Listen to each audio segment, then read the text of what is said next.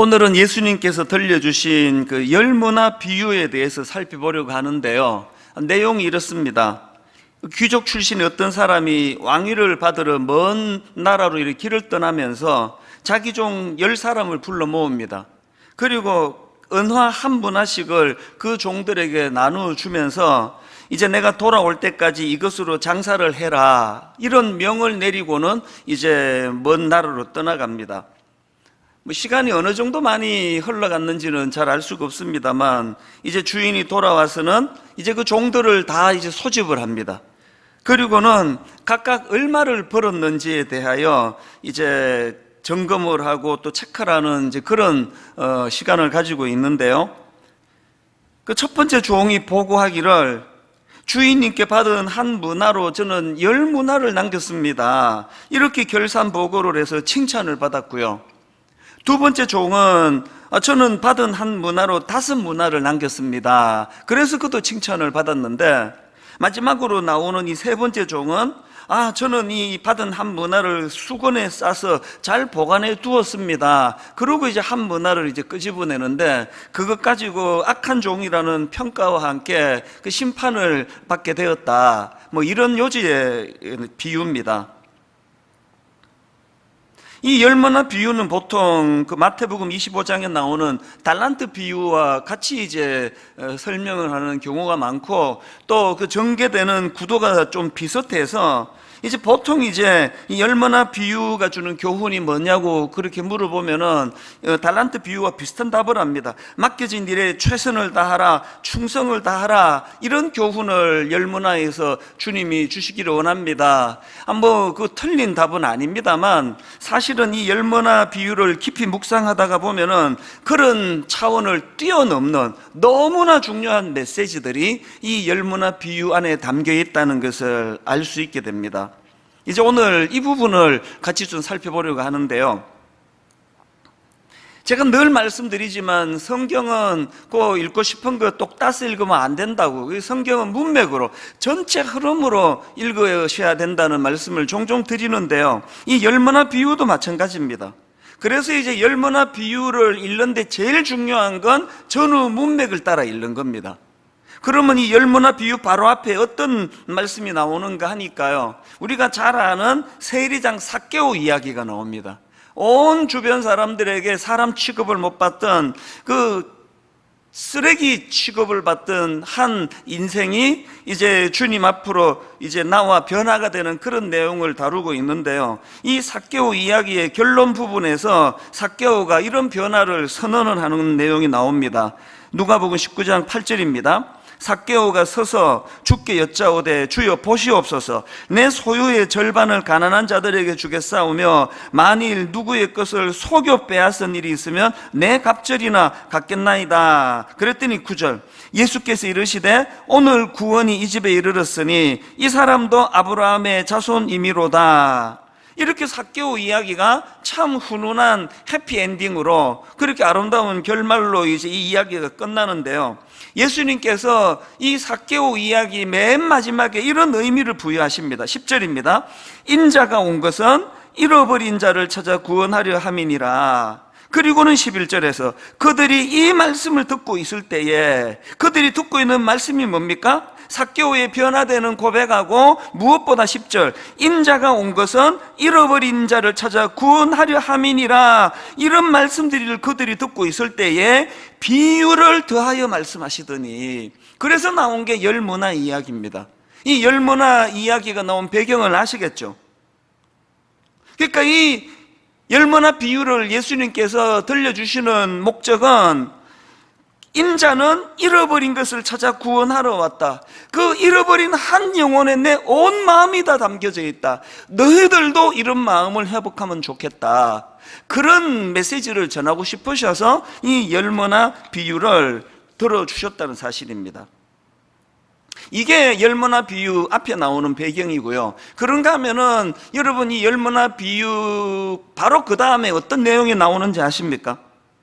이 열무나 비유가 27절까지의 내용인데요, 바로 그 다음 28절에 보니까요, 예수께서 이 말씀을 하시고 예루살렘을 향하여 앞서서 가시더라. 그리고는 41절, 가까이 오사 성을 보시고 우시며, 지금 강팍해서 하나님 앞으로 돌아오지 않는 그 수많은 사람들을 향하여 그들을 생각하며 눈물을 흘리시는 주님. 여러분 어떤 생각이 드세요? 예수님께 열머나 비유를 들려주실 때 그분의 그 온 마음이 거기에 다 담겨져 있는 겁니다. 나는 잃어버린 그 한 영혼에게 내 마음이 가 있는데 너희들도 정말 이랬으면 좋겠다. 사실 저는 지난 한 주 동안에 이 가슴이 먹먹하던 그런 순간들이 참 많았습니다. 그리고 일주일 동안에 며칠이나 잠을 잘 못 자고 뒤척뒤척하는 그런 시간을 보냈는데요. 여러 이제 일만수도 파송 운동에 이제 외부 15 담임 목사님을 청빙하는 막바지라서 그런 것들 때문에도 또 마음이 여러 가지 이제 복잡하기도 했고 또 벅찬 감격도 있고 그랬지만 무엇보다도 저는 이 열머나 비유의 말씀을 지난 한 주 내내 묵상하면서 그 예수님의 마음이 저에게 와닿으면서 자꾸 마음이 반성이 되고 회개가 나오는 겁니다. 예수님은 지금 이렇게 잃어버린 한 영혼에 대하여 온 마음을 담고 계시는데, 그리고 너희들도 이 마음을 회복하면 좋겠다고 그렇게 이 비유를 드시면서 강조하고 계시는데, 오늘 저는 내 에너지를 어디다 다 쏟고 있는 건가 지금?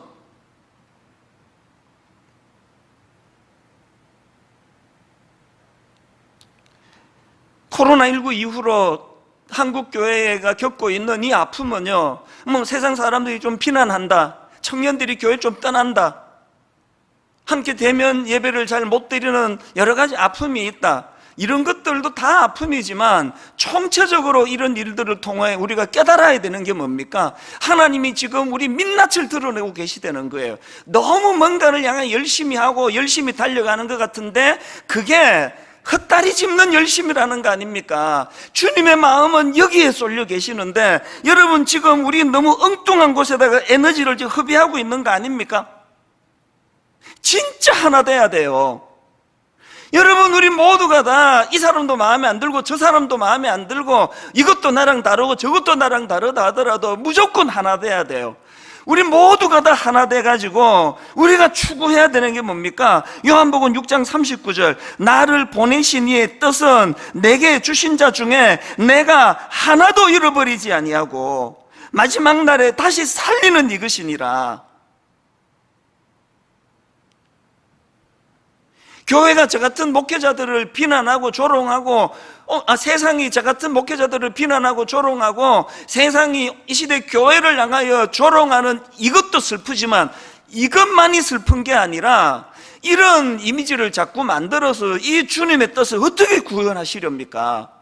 전도가 안 된다는데, 복음이 전해지지 않는다는데, 우리 때문에 지금 하나님에 대한 이미지가 지금 자꾸 오해를 받고 자꾸 이상한 쪽으로 왜곡이 된다는데 이걸 어떻게 방치할 수가 있느냐고요.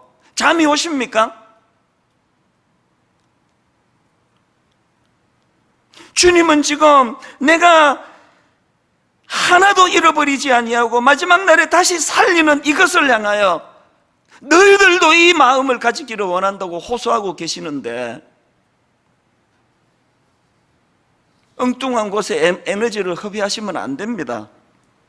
이런 의미에서 저는 지난 7월 달부터 계속 마음으로 오기를 가지고 다짐합니다. 하나님, 코로나19 때문에 오늘 성도들이 본당에 와서 예배도 못 드리고 코로나19 때문에 이것도 못하고 저것도 막혀 있지만 그러나 그것이 영적 침체로 연결되지 않도록 하나님, 작년에 우리가 이런 일 하겠습니다, 저런 일 하겠습니다, 코로나19 이전에 정했던 목회 계획을 하나도 남김없이 다 하기를 원합니다. 그래서 저는 이번 특별 새벽 부흥회를 이제 2주 뒤에 있지 않습니까? 다른 어떤 해보다도 정말 부들부들 떨리는 마음으로 준비하고 있습니다. 그동안 이 새벽 부흥회에 얼마나 많은 은혜를 주셨습니까? 새벽 2시부터 우리가 빌려 예배를 드리는 이 학교 문도 열리지 않은 교문 앞에 줄을 서서 기다리고 새벽 3시 반이 되면 일대가 마비가 되는 이상한 현상들, 이런 일들을 이제 코로나19 때문에 할 수 없다 하지만 오히려 전 잘 됐다고 생각합니다. 그렇게 새벽에 일어나 달려오는 그 모든 에너지를 이제는 각 가정에서 이제 새벽 4시 40분부터 온전히 예배하는 일에만 몰두하게 되기를 바랍니다. 온전히 집중하여 우리가 은혜를 받기를 원합니다. 그리고 그 새벽 부흥의 내내 이 주님의 마음을 회복하기를 원합니다. 인자는 잃어버린 것을 찾아 구원하러 왔다. 너희들도 이 마음을 회복하면 좋겠다. 그렇게 특별 새벽 부흥회에 큰 은혜를 받으셔야, 그래야 이제 우리가 10월 달에 있는 새생명 축제에 아버지 하나님의 마음으로 그 한 영혼에게 손을 내밀 수 있는 거 아닙니까? 사실 많은 분들이 저한테 그런 얘기를 했거든요. 아니 목사님 지금 이 예배당으로 오지도 못하는데 무슨 새생명 축제를 합니까? 원래는 한 해 그냥 넘어가면 좋겠습니다. 사실대로 말씀드리면 저도 잠깐 그런 생각을 한 적이 있습니다. 그리고 그것을 제가 공개적으로 회개합니다. 여러분, 새생명 축제는요, 우리 교회가 몇 명을 불러 모았나, 그 중에 몇 명을 이렇게 세웠나, 이런 어떤 눈에 보이는 가시적인 결산을 하는 시간이 아니고요, 새생명 축제는 우리 모든 그리스도인들이 주님이 그토록 원하셨던 잃어버린 한 영혼에 대한 관심을 회복하는 것, 이게 가장 큰 목표예요. 그리고 저는 그 애틋한 마음을 가지고 새생명 축제를 준비하다가 보면은 길이 다 보인다고 생각합니다. 예를 들어서 참 아버지가 하나님 앞으로 오기를 원하시는 분, 친정 아버지가, 또 시어머니가 그러시면은 코로나19 상황이 뭐 어떻게 될지 모르지만 가까운 분들 집에 초대해서 식사할 정도까지 풀릴 수 있다면 지방에 계시는 그런 시대 어른들, 친정 부모, 내 형제 다 초대할 수 있는 거 아닙니까? 같이 식탁을 나누고 여건이 이렇게 좋아진다는 전제를 물론 갖고 있지만, 그렇게 하고는 우리 한시에 엄마 아들이 예배드리 아들이 함께하는 예배에 같이 잠깐 1시간이면 된다고, 그렇게 하고 온 가족이 같이 영상으로 예배를 드리는 이런 소원을 우리가 가질 수 있는 거 아닙니까? 뭐 그저 한 가지 제 생각을 말씀드린 것 뿐이지만요, 제가 드리고 싶은 말씀의 강조는 이번 새생명 축제는 몇 명을 모시고 왔나, 몇 명이 결산했나, 이거보다는 인자는 이런 것을 찾아 구원하러 왔다, 너희들도 이 마음을 회복하면 좋겠다, 그 주님의 마음이 회복되는 그런 기회로 삼자는 것입니다. 이런 점에서 저는 오늘 본문에 나오는 이 열무나 이 비유를 묵상을 하면서 참으로 잃어버린 그 주님의 마음을 회복하는 도구로 이 열무나 비유가 묵상이 되고 쓰여졌으면 좋겠는데요, 그런 마음에서 저는 이것과 관련해서 한 3가지 전제에 대해서 오늘 이제 말씀을 좀 나누려고 합니다. 열무나 비유와 관련한 3가지 전제가 있는데요, 이것이 은혜가 되기 위해서는 여기서 첫 번째 전제를 깨달아야 됩니다. 그게 뭐냐 하니까 주님은 결과물로 평가하는 분이 아니라는 사실입니다. 주님은 결과물로 평가하지 않으십니다. 자, 누가복음 19장 16절에 보니까 첫 번째 종이 이렇게 말합니다. 그 첫째가 나와 이르되 주인이여 당신의 한 문화로 10문화를 남겼나이다. 그랬더니 주인의 평가를 보십시오. 17절입니다. 주인이 이르되 잘하였다 착한 종이여, 내가 지극히 작은 것에 충성하였으니 10고을 권세를 차지하라고. 여기 보니까요, 주인의 칭찬 초점이 우와 10개나 남겼어? 너 대단하다. 결과에 대한 얘기를 한마디도 안 하세요. 충성에 대한 이야기를 하십니다. 네가 작은 일에 충성했다, 그것이 내가 참 기쁘다. 결과물로 평가하는 거 아닙니다. 그 앞에 나오는 15절도 마찬가지입니다. 귀인이 왕위를 받아가지고 돌아와서 은화를 준 종들이 각각 어떻게 장사하였는지를 알고자 하여 그들을 부르니, 케네스 베일리가 쓴 중동의 눈으로 본 예수, 그러니까 그 예수님이 사셨던 그 지역 정서로 성경을 풀어서 설명하는 참 좋은 책인데요, 이 책에 보면은 여기 나오는 각각 어떻게 장사하였는지라는 이 말씀의 의미를 설명하는 대목이 있습니다. 여기 나오는 이 각각 어떻게 장사하였는지, 이 말씀은요, 얼마나 많이 벌었는지 이런 의미를 가졌다기보다는 얼마나 많은 거래를 했는지, 그러니까 얼마나 최선을 다했는지 이런 의미로 해석해야 한다고 주장하는 겁니다. 책 내용을 좀 읽어드릴게요. 만일 주인이 자기 종들이 장사하여 무엇을 벌었는지 알고자 한다면 종들에게 번 돈을 내게 보여봐라, 이런 형태로 요구했을 것이다. 그러나 주인이 너희가 얼마나 많은 거래를 했느냐라고 묻는다면 이는 종들이 주인이 자리를 비운 위험한 시기에도 얼마만큼 주인에게 공개적으로 충성했는지를 밝히려는 것이다. 여러분, 여기 나와 있는 종들이 주인이 자리를 비운 위험한 시기에도 얼마만큼 주인에게 공개적으로 충성했는지를 밝히려는 것이다, 이 대목을 읽는데요, 14절 말씀이 불쑥 떠오르는 겁니다. 사실 이 14절은요, 열무나 비유 종들에게 대한 말씀의 맥락으로는 이 빼도 되는 말씀입니다. 한번 보십시오. 14절. 그런데 그 백성이 그를 미워하여 사자를 뒤로 보내어 이르되 우리는 이 사람이 우리의 왕됨을 원하지 아니하나이다 하였더라. 지금 주인이 왕위를 받으려고 먼 나라로 가는 과정에서 그걸 방해하는 사람이 있다는 그 얘기인데요, 여기 나오는 종들은요, 거기 먼 나라 따라가는 사람이 아닙니다. 남아있는 사람이에요. 그러니까 이 종들하고 이 14절 말씀은 해당이 별로 안 되는 말씀입니다. 그런데 예수님은 비유 속에 이 14절을 왜 넣었을까요? 뭘 강조하고 싶은 겁니까? 지금 예수님의 통치를 거부하는 사람들이 예수님께서 맡겨주신 사명을 감당하는 그 일에 대하여 방해하고 회방하는, 그래서 너희들이 하게 될 그 일들이 참 어렵고 힘든 일이라는 것을 암시하는 내용 아닙니까? 그 어려운 여건 속에서도 묵묵히 최선을 다하는 그 모습을 보시는 주님이라는 걸 강조하는 거예요. 저는 이런 내용들을 묵상하면서 어려움 중에 있는 많은 미자리 교회 목사님들과 사모님들 생각이 났습니다. 결과물로 평가를 하는 주님이 아니시기 때문에 오늘 교회를 개척했더니 너무너무 여건이 어려운 겁니다. 막 억지로 그냥 지하 예배당에서 한 15명, 20명, 그것도 다 대부분 초신자들이 많아요. 겨우 전도해가지고 그렇게 자리에 앉혀놨는데 코로나19 이후로 너무나 지금 어려움을 겪으니까 한 분 한 분 교회를 떠나고 연락이 안 되고 이런 억장이 무너지는 가운데 계시는 너무나 많은 미자리 교회, 저는 그 사역자들을 알고 있거든요. 이 말씀을 읽으면서 진짜 이 열무나 비유를 통하여 우리 주님의 마음이 그분들에게 좀 전달이 됐으면 좋겠습니다.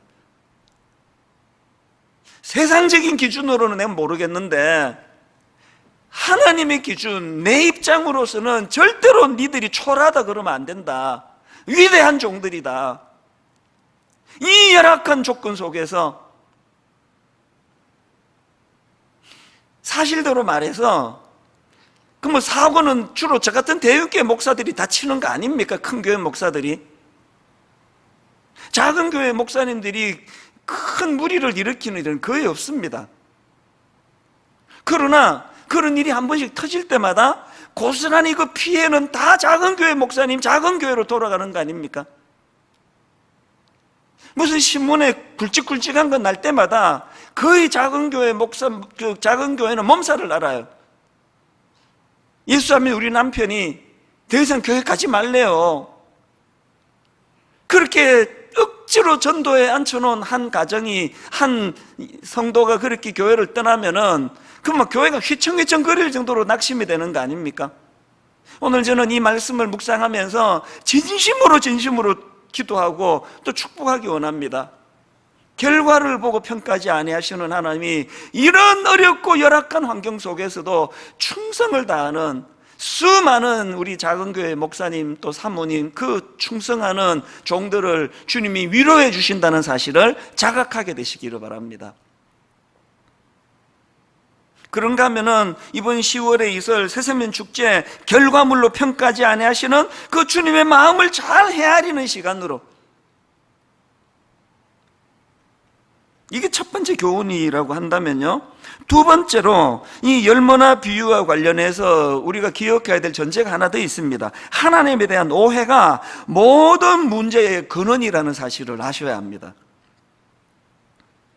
여러분, 본문에 등장하는 첫 번째 종과 두 번째 종은 충성을 다해서 주님께 칭찬을 받는데, 주인에게 칭찬을 받는데, 여기에 비해서 세 번째 등장하는 종은 엄청난 책망을 받습니다. 그 이유를 20절, 21절에서 이제 볼 수가 있는데요, 그 세 번째 종의 핑계를 한번 들어보십시오. 또 한 사람이 와서 이르되 주인이여 보소서, 당신의 한 문화가 여기 있나이다. 내가 수건으로 싸두었었나이다. 이는 당신이 엄한 사람인 것을 내가 무서워함이라. 당신은 두지 않은 것을 취하고 심지 않은 것을 거두나이다. 그랬더니 22절에 무서운 책망이 나옵니다. 주인이 이르되 악한 종아, 내가 너의 말로 너를 심판하노니 너는 내가 두지 않은 것을 취하고 심지 않은 것을 거두는 엄한 사람인 줄 알았느냐. 우선 여기서 제가 발견한 깜짝 놀랄 한 대목을 이번에 제가 새삼 알게 됐습니다. 그게 뭐냐 하니까, 지금 이 세 번째 종에 대한 주인의 평가와 심판은요, 그가 한 행위가 아니에요. 그거를 장사는 안 하고 수건에 싸둔 그 행위가 아니고, 내용을 다시 한번 보세요. 22절.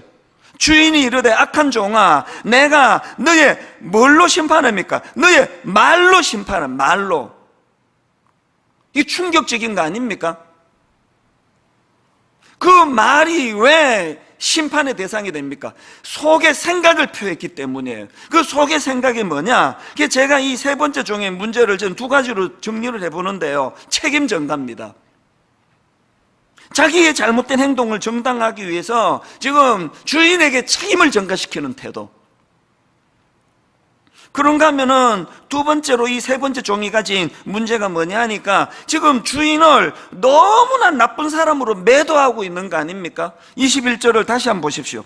이는 당신이 엄한 사람인 것을 내가 무서워함이라. 당신은 두지 않은 것을 취하고 심지 않은 것을 거두나이다. 제가 어느 자료에 보니까요, 이 표현 두지 않은 것을 취하고 심지 않은 것을 거둔다는 이 표현은요, 아주 이런 착취하고 못된 사람들에 대한 그 당시에 이게 좀 통용되는 어떤 표현이라는 거예요. 이 종이 갖고 있는 주인에 대한 인식이 뭡니까? 뭐 열심히 해봐야 소용없다. 내가 열심히 하면은, 그래서 이익을 남기면 그거 주인이 다 빼앗아 가버리고, 반대로 내가 막 열심히 하다가 잘 안 되고 뭐 문제가 생기면 모든 책임을 나한테 뒤집어 씌우는 주인이라고. 이 세 번째 종이 가진 문제가 뭔지 아시겠죠? 저는 앞에서 언급해드린 케네스 베일리가 그 책에서 한 대목을요, 굵은 글씨로 제가 메모를 해두고 화면으로도 좀 띄워달라 그랬는데, 내용을 한번 보십시오. 그 종이 주인을 뒤틀린 모습으로 보게 된 것은 자신의 신실치 않음 때문이라. 이게 너무나 내 마음에 이게 와닿아가지고요, 그 종이 주인을 뒤틀린 모습으로 보게 된 것은 자신의 신실치 않음 때문이라. 아까 책임 전가라 그랬잖아요. 우리가 하나님 앞에서 온전히 내게 맡겨주신 그 역할을, 그 사명을 잘 감당할 때 하나님은 이렇게 평가하는 그런 성도를 좀 보지 못했습니다. 그래서 여러분, 제가 요즘 계속 강조하고 있는 중심 문구가 있잖아요. 코로나19는 하나님께서 우리 민낯을 드러내게 하신 사건이다. 코로나19는 거품으로 가득 찬 우리의 밑바닥을 다 드러내 보여준 사건이다. 그래서 제가 지난주 인용해드렸던 마틴 로이드 존스 목사님, 여러분 이 한마디를 잊으시면 안 됩니다. 내용을 다시 읽어드립니다. 야곱은 형 에서가 내 재산을 빼앗을지 모른다. 내 처자식을 죽일지 모른다. 나까지 죽일지 모른다. 야곱은 지금 이런 것들이 위험한 상황이라 생각했습니다. 그런데 하나님은 말씀하십니다. 사랑하는 야곱아, 너에게 필요한 건 에서와 화해하는 것이 아니라 나와 화해하는 것이다. 야곱아, 너는 가장 큰 위험이 무엇인지 모르고 있다. 너가 진짜 고려해야 하는 것은 에서가 아니라 나 여호와 하나님이다. 오늘 여러분이 하나님에 대한 오해가 모든 문제의 근원임을 우리가 자각해야 된다면, 오늘 코로나19라고 하는 끔찍한 이 재앙 같은 이 사건을 통해서 하나님은 우리 민낯을 드러내게 하시는 거예요. 네가 바로 그 셋째 번에 등장하는 종과 같은 인생이다. 하나님께 책임을 전가하고, 하나님은 가장 착취하시고, 잘하면 다 빼앗아가고, 못하면 다 뒤집어 씌우고. 여러분, 제가 지난 30년 살아가는 동안에 제가 만나고 제가 경험한 하나님은 너무너무 좋으신 하나님이에요. 너무너무 신실하신 하나님이에요. 이 말고는 뭐 제가 다른 더 뭐 깊은 말씀을 드릴 게 생각이 나질 않습니다. 어린아이들의 그 찬양 속에서도 눈물이 고이는 이유가 여기 있는 거 아닙니까? 좋으신 하나님, 좋으신 하나님, 참 좋으신 나의 하나님. 좋으신 예수님, 좋으신 성령님. 저는 오래 예수 믿고 이제는 여호와 하나님을 좀 알 때가 된 것 같은데, 여전히 이 본문에 나오는 셋째 번에 등장하는 종과 같이,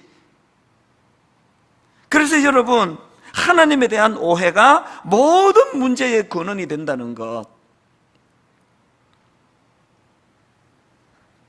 그런가 하면은 세 번째로 이 열무나 비유와 관련해서 하나 더 기억하셔야 될 게 있는데요, 하나님은 충성된 자에게 또 다른 미션을 주신다는 거예요. 충성된 자에게 또 다른 사명, 또 다른 미션을 주시는 여호와 하나님.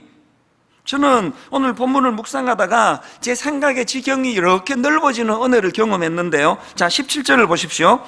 주인이 이르되 잘하였다 착한 종이여, 내가 지극히 작은 것에 충성하였으니 10고을 권세를 차지하라. 대부분의 사람들이 그랬듯이 저도요, 여기 나와 있는 10고을 권세를 차지하라, 이 말씀을 그저 수고한 종들에 대한 보상으로만 제가 생각했습니다. 이렇게 보상해 주시는구나. 그런데요, 앞에서 언급했던 중동의 눈으로 본 예수라는 그 책에서 이 제 생각의 발상의 전환을 가져다 주는 한마디를 제가 본 겁니다. 너무 이게 와닿아가지고요, 화면으로도 한번 보십시오. 두 종에게 준 보상은 특혜가 아니라 더 큰 책임이었다. 두 종에게 준 보상은 특혜가 아니라 더 큰 책임이었다. 첫 번째 종은 10성읍을, 두 번째 종은 5성읍을 다스릴 책임을 받았다. 제 생각의 발상을 깨트리는 한 문장이었습니다. 여러분, 이 말씀에서 저는 무엇보다도 자격 없는 자인데도 불구하고 충성되다 인정해 주시는 그 하나님을 발견해요. 제가 그 대표적인 사람 아닙니까? 자격이 없는데, 해드린 것도 없는데 충성되다고 인정해 주시는 그 하나님. 두 번째 깨달음이 뭡니까? 자격도 없는 저에게 충성되다 인정하셔서 더 많은 사명을 맡겨주시는 주님. 분당 우리 교회가 제 능력으로는, 제 힘으로는 감당할 수 없는,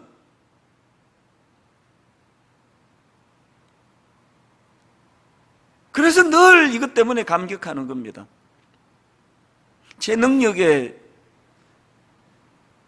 여부와 상관없이 일하시는 하나님을 경험하게 하시고, 그리고 무엇보다도 10고을을 맡겨주시는 것이 이게 특혜가 아니고, 큰 교회 목사 돼서 과시하고 거들먹거리고 나 대형교회 목사 됐다고 떠벌리는 결과물로 이걸 받는 것이 아니라 부들부들 떨리는 미션으로, 사명으로 이거를 받아야 되는 거구나. 그래서 저는 누가복음 12장 48절, 무릇 많이 받은 자에게는 많이 요구할 것이요 많이 맡은 자에게는 많이 달라 할 것이라. 한때는 이 글씨를요, 큰 글씨로 프린트 해가지고 액자에 넣어놓고 제 사무실에서 들어가면서 보고 나가면서 보고 그랬습니다. 무릇 많이 받은 자에게는 많이 요구할 것이요. 지금 일만수도 파송 운동 30개 교회에 이제 외부 15교회 담임 목사님을 청빙하는 과정 아닙니까? 아까 제가 지난 한 주 동안에 가슴이 먹먹해질 때가 여러 번 있었고 잠을 못 자 뒤척일 때가 여러 번 있었다고 말씀드렸는데, 이 과정도 그 이유 중에 하나입니다. 심사를 공정하게 하기 위해 가지고 외부에 6분의 목사님들을 모셨잖아요. 교수님도 계셔요. 그래서 외부의 목사님들을 모셔서 멘토단이라고 이름을 붙이고, 또 이제 우리 교회 안에 부목사님들 중에서 나이 순으로 6명을 모셨습니다. 그래서 이 두 팀이 잘 상의하고 의논해서 이제 마지막에 당회에 청구할 최종 후보를 좀 청구해 주시라고 사명을 드렸어요. 그리고 거기에 저는 참여하지 않았습니다. 지난주에 이제 최종 청구가 올라왔는데요, 제 생각에는 15명을 뽑으니까 한 20명 정도 후보를 이제 청구해 주면 이걸 이제 당회에서 최종적으로 이제 한 15명을 모시면 되겠다 그랬는데요, 결과를 보니까 지금 당회에 청구할 최종 후보가 10명도 안 되는 겁니다. 그건 이번에 참여한 후보들이 다 자격 없는 분들이라는 뜻이 아니고요, 제가 보기에 하나같이 자격을 갖춘 분들이에요. 30분, 60분도 뽑을 수 있을 것 같아요. 그런데 이제 참 외부의 그 6 목사님들이 너무 고마워요.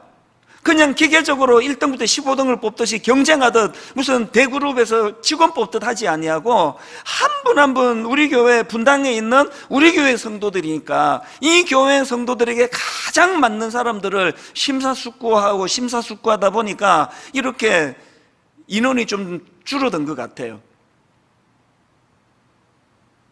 이번에 저도 한 명 추천했는데 떨어졌어요. 내 충분히 자격이 된다고 생각해서 추천했는데 떨어뜨리더라고요.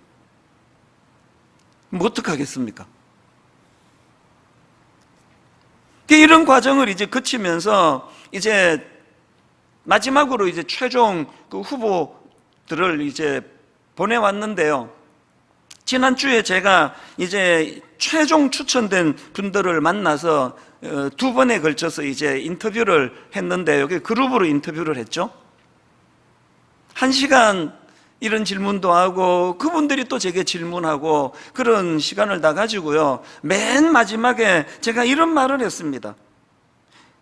목사님들, 저는 지금 한국교회를 살릴 전사를 지금 뽑는 거 아닙니다. 저는 분당 우리교회 홍길동 집사님, 홍길동 권사님, 홍길동 장로님을 섬겨줄 담임 목사님을 저는 찾고 있습니다. 맨 마지막에 성령님이 주신 마음을 확신하는데요, 갑자기 제가 이분들한테 무릎을 꿇고 싶은 거예요. 이런 말을 했습니다. 제가 목사님들 앞에 지금 무릎을 내가 꿇고 싶은 심정입니다.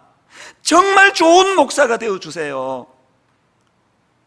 우리 교회 성도들을 진짜 잘 섬겨주실 좋은 목사님이 좀 되어주세요.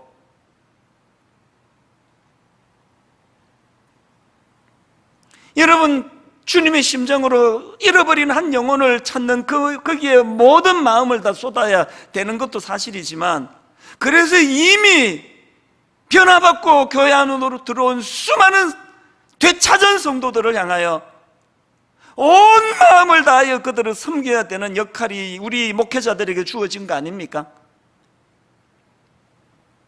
후배 목사님들 몇 명 앉아 있는데 마음이 울컥하더라고요.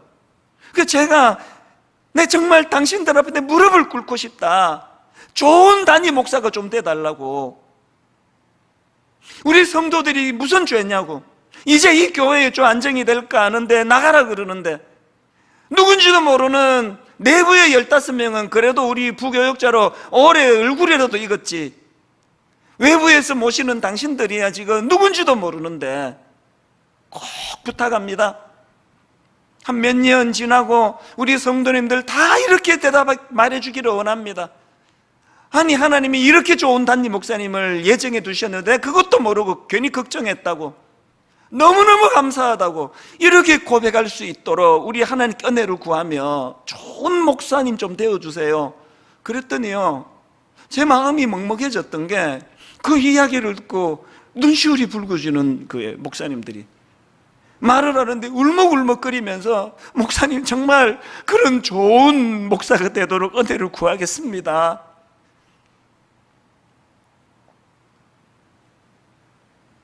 열무나 비유를 들려주셨던 그 배경이 그 보잘것없는 세상에 낙인받고 그 쓰레기 같은 사람 취급을 받던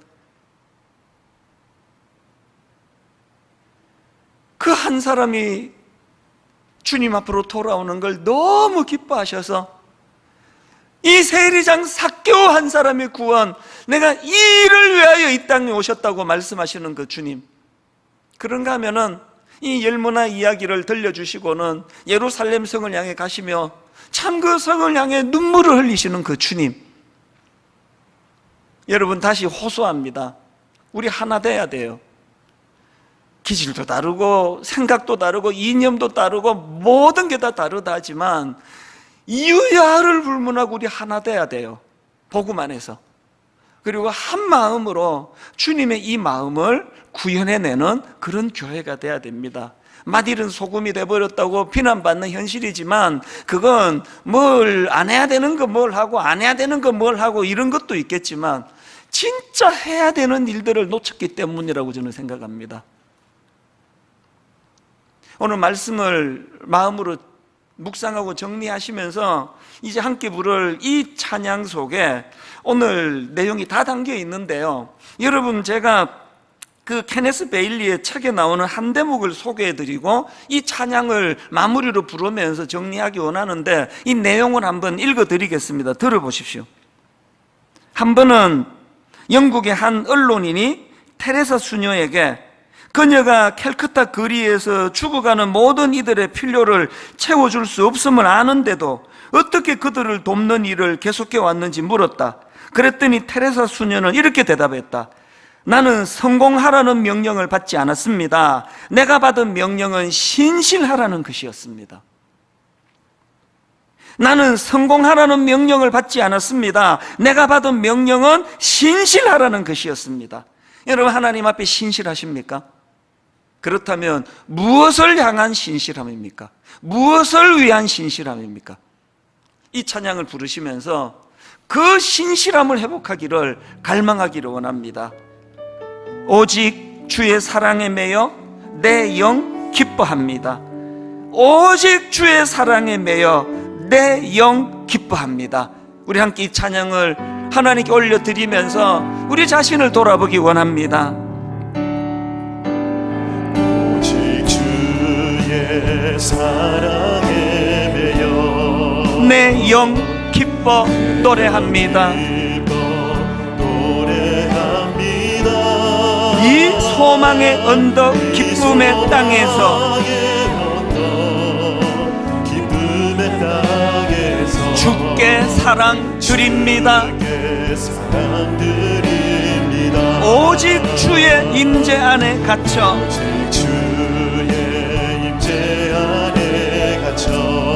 내 영 기뻐 찬양합니다. 이 소명의 언덕 거룩한 땅에서 주께 경배 드립니다. 잃어버린 한 영혼을 향한 아버지 하나님의 마음, 주님의 마음, 주께서 주신 모든 은혜, 나는 말할 수 없네. 내 영혼 즐거이 주 따르렵니다. 주께 내 삶 드립니다. 주께서 주신 모든 은혜,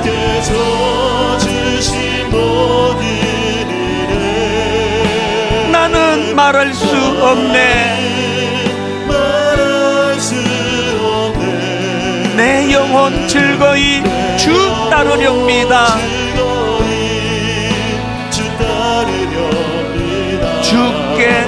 삶 드립니다. 우리 다시 한번 이 은혜를 사모합니다. 오직 주의 사랑에 매여 주의 사랑에 매여 내 영 기뻐 노래합니다.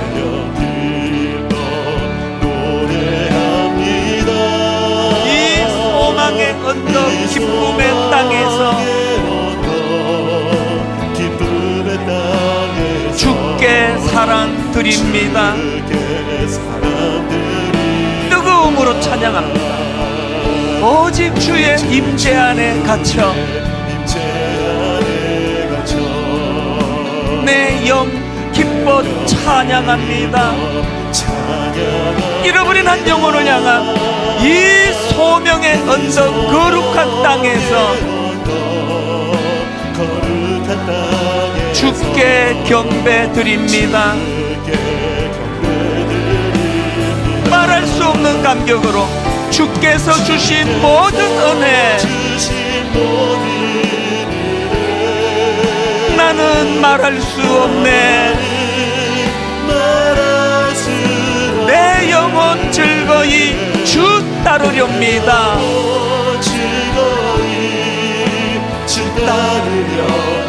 주께 내 삶 드립니다. 주님 사랑해요. 주님 사랑해요. 온 마음과 정성 다해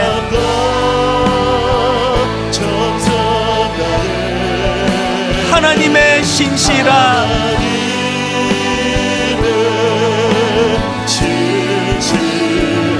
친구 되기 원합니다. 나 무엇과도 바꿀 수 없네.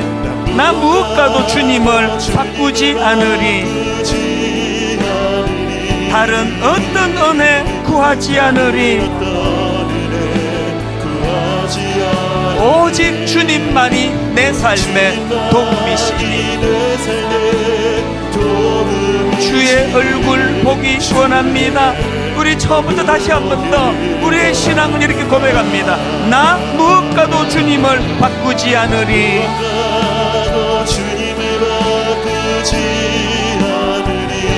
다른 어떤 은혜 구하지 않으리. 오직 주님만이 내 삶의 도움이시니 주의 얼굴 보기 원합니다. 진실로 고백합니다. 주님 사랑해요. 온 마음과 정성 다해 하나님의 신실한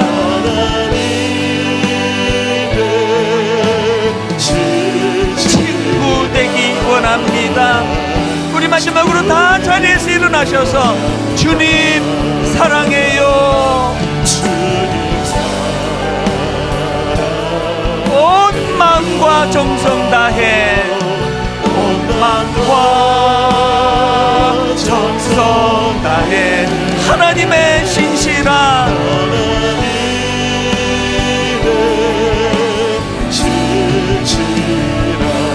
친구 되기 원합니다. 오늘 주신 말씀 가지고 각자에게 주신 은혜를 가지고 아버지, 우리 주님의 마음이 잃어버린 그 한 영혼에가 있다면 저의 마음도 거기에 머물기를 원합니다. 하나님, 허튼데 엉뚱한데 내 인생의 에너지가 낭비되지 않기를 원합니다.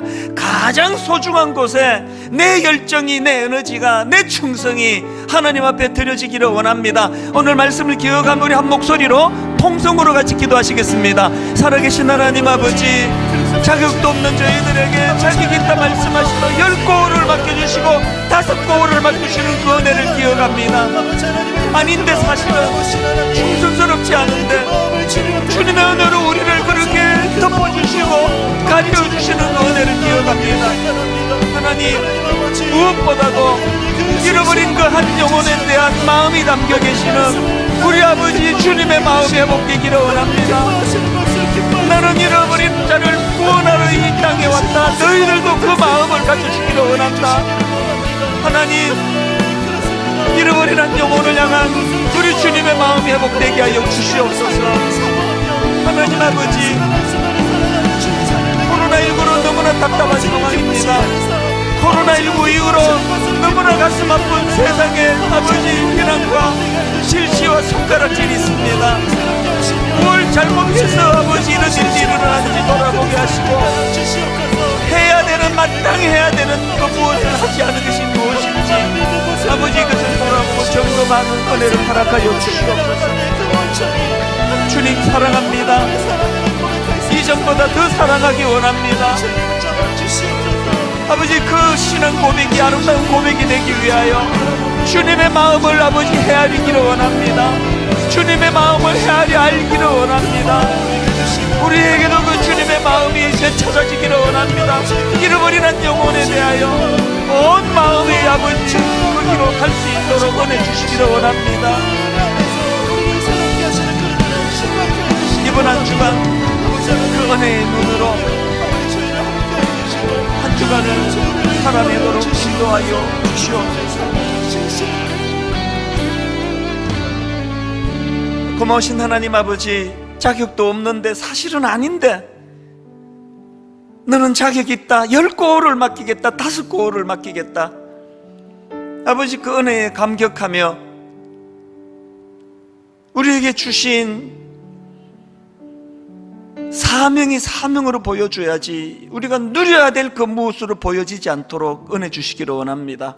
하나님, 코로나19로 너무나 답답하고 힘든 긴 터널을 지나가고 있지만 어디에서 예배를 드리든지 관계없이 여전히 내 심령에 찾아와 주시는 그 은혜를 기억하며 무엇보다도 하나님, 잃어버린 한 영혼을 향한 우리 주님의 마음을 회복하기를 원합니다. 그 마음으로 특별 새벽 부흥회에 임하도록 도와주시고, 그 마음으로 하나님 새생명 축제에 그 주님의 마음으로 아버지 주변 사람들에게 참 따뜻한 손을 내미는 그런 저희들이 되도록 인도하여 주시옵소서. 이번 한 주간도 엉뚱한 곳에 에너지를 쓰지 않도록 막아주시고, 온전히 영혼을 사랑하는 일에, 영혼을 품는 일에 우리의 모든 에너지가 투입이 되도록 우리들을 간섭하여 주시옵소서.